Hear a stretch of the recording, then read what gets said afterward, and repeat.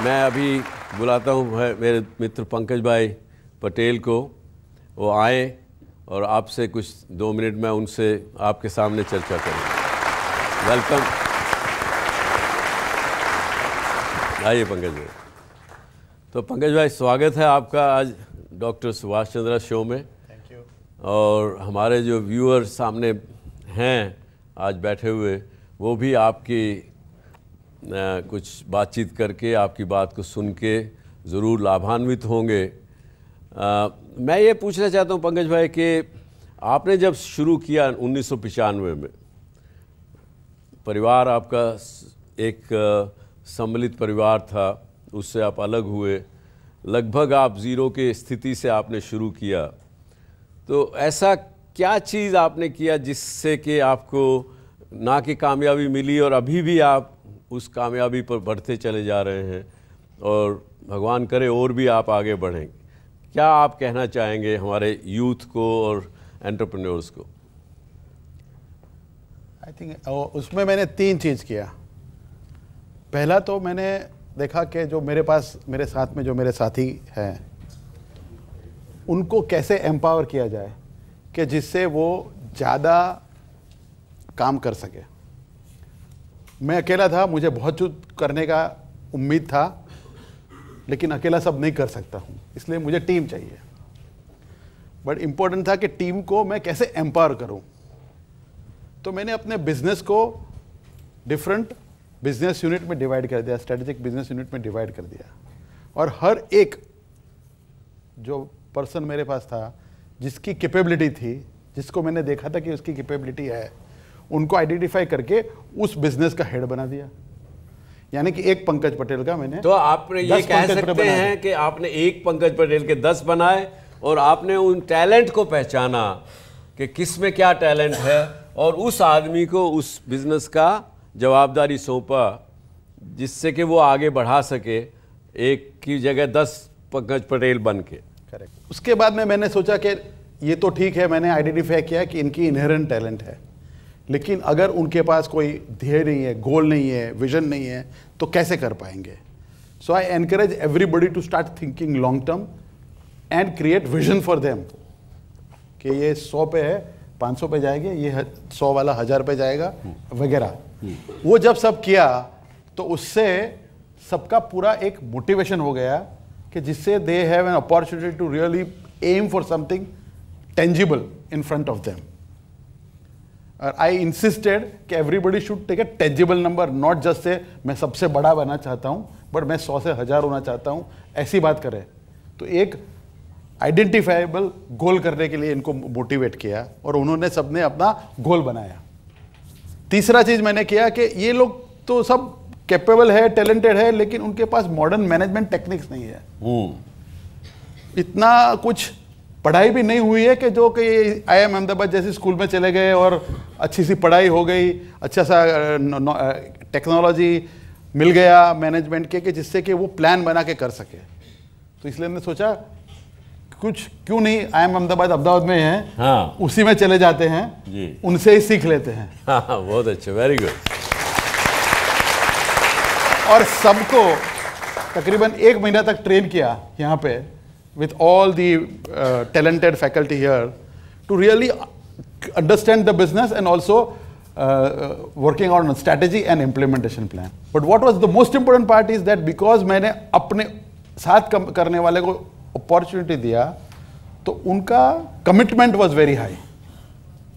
और ultimately business में जो भी आपके पास talent है, if it is not committed to your work or your business, even if he is the best talent, he will not produce the best.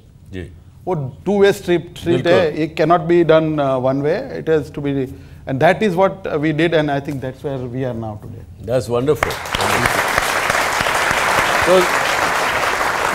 तो दोस्तों आपने देखा कि पंकज भाई ने किस प्रकार से टैलेंट को आइडेंटिफाई किया, उनको राइट प्लेसमेंट किया और जहाँ ज़रूरत पड़ी उन्होंने उनको ढंग की ट्रेनिंग भी दे करके और आगे इस मुकाम तक पहुँचे हैं।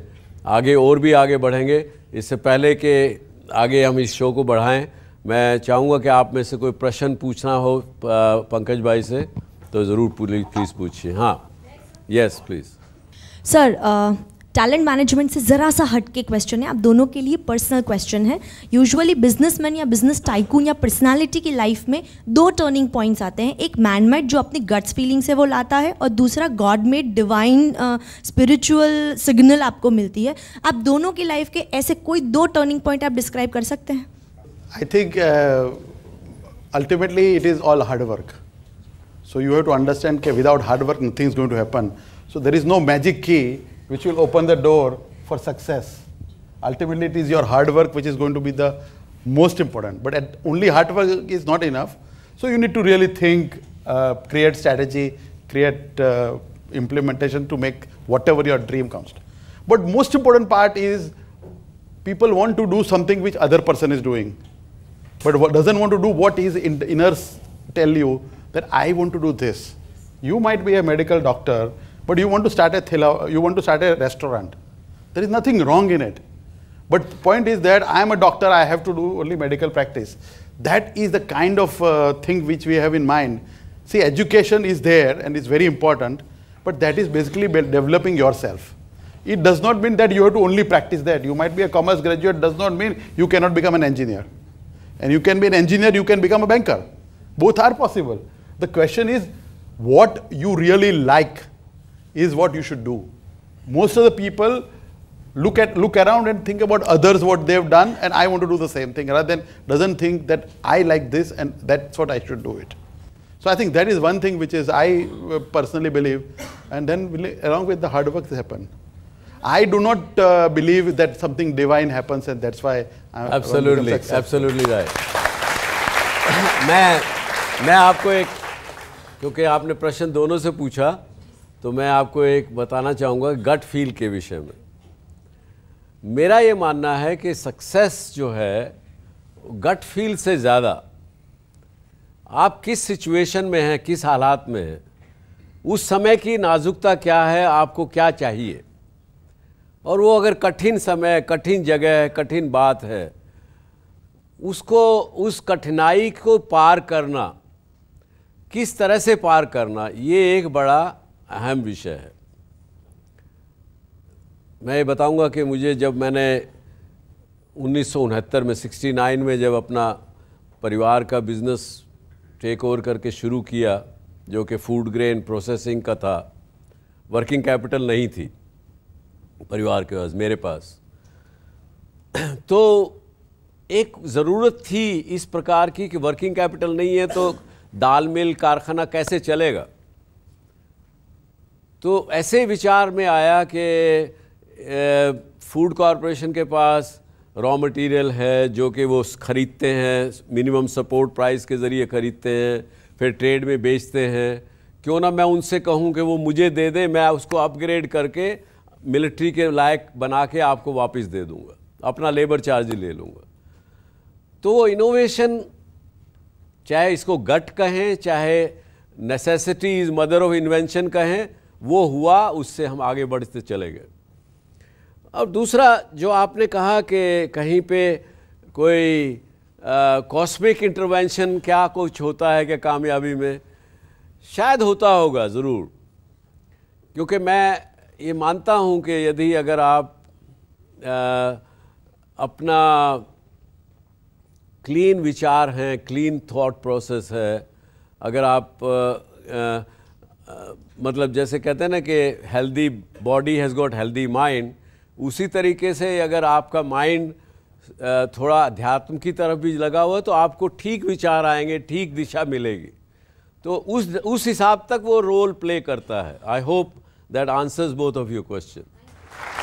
मैं एक बात ऐड करूँ आपके बात में, बताइए। ये जो होता है, anything what you do in life, value is very important. Even if you are starting an enterprise, if you don't build your enterprise based on values, you cannot achieve success. जो उन्होंने बताया वो वैल्यू है, and that is very important. बिल्कुल, बिल्कुल। जी, और प्रश्न कोई? मैं एक प्रश्न पूछना चाहूँगा। सर मेरा क्वेश्चन ये था कि जब आप किसी का इंटरव्यू लेते हैं, अभी तो शायद आप इतनी ये पोजीशन पे हैं कि शायद आप इंटरव्यू नहीं लेते होंगे, और आपने अभी बोला कि किसी को ट्रेन करना पड़ता है एक बार वो ज्वाइन हो जाता है तो, लेकिन मैंने हमेशा सुना है कि लोग स्पार्क देखते हैं किसी में भी जब उसको इंटरव्यू लेते हैं टैलेंट हायर करने के लिए, और नॉर्मली 30 सेकंड 40 सेकंड में लोग डिसीजन बना लेते हैं इंटरव्यूअर्स कि ये बंदा को आगे लेके जाना चाहिए, बंदी को।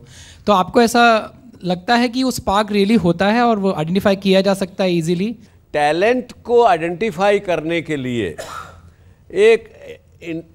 एक अलग ही प्रोसेस है इंटरव्यू का, जो मैं समझा हूँ। टैलेंट को आइडेंटिफाई करना ये भी एक अपने आप में एक आर्ट है।